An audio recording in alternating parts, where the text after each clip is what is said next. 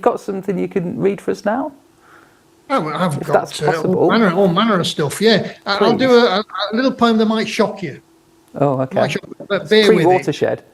Bear with it. It's not the language. Oh, right, okay. The language, to be honest with you. I'll tell you afterwards. It's called I Prefer the Daily Mail. So I've told you, I've shocked you already. Have, yeah. I prefer the Daily Mail of all the new sheets now on sale for wiping doggy doo off my shoe. Yeah, see, a word like the Daily Mail, you shouldn't be saying that at this time of night. You shouldn't. I don't know if we have to apologise for Henry saying the Daily Mail. Maybe other words as well. That has completely thrown me. Now, we were talking earlier. We were talking earlier with someone from the showcase and how they're having to show films and make up for big gaps at the moment because of the writers' strike that's just been happening in America.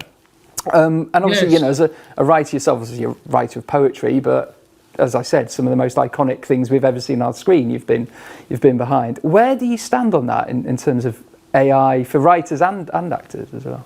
I'm not happy with the situation, and of course, there's a situation now, and then there's a situation in the future, because AI is a little bit limited now, but who knows what would happen in the future. I did put a poem into AI. I said, will you write me an Henry Normal poem? And I'd give it a subject, and it was a bit rubbish, to be honest with you. I think I'm safe. That's the thing. I think the problem with AI is one, it doesn't break the rules. So if you ask it for a poem, it'll be like hallmark poetry. Do you know what I mean? Very staid in the way it does it. But also, here's the big thing, and I think this is worth bearing in mind for the future. AI doesn't have a sense of humour, and so it can do puns, but it doesn't understand social niceties, and therefore it doesn't understand the fact that we are, we're not what you might call perfect. We're imperfect, and it's the imperfectness of us that we celebrate when we do humour and poetry, strangely enough. So I think that's probably going to be the last thing it grasps. So if we're in a Terminator situation and they try and infiltrate us, ask it to tell you a joke. That's how we'll defeat it. Well, I'm going to say, before we came on air, you said to me, you gave me a challenge of putting can AI, Chat GPT in particular, do a quote in the style of Brian Clough? So I put it in. Here's what it came with it. Rome wasn't built in a day, and neither is a championship-winning team, but with hard work, belief, and a touch of genius, you can build something truly remarkable.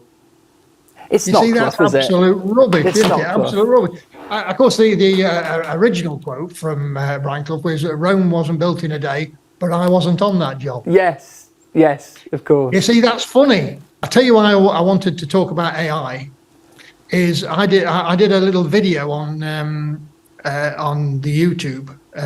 That's how old I am. Call it the YouTube. Yes.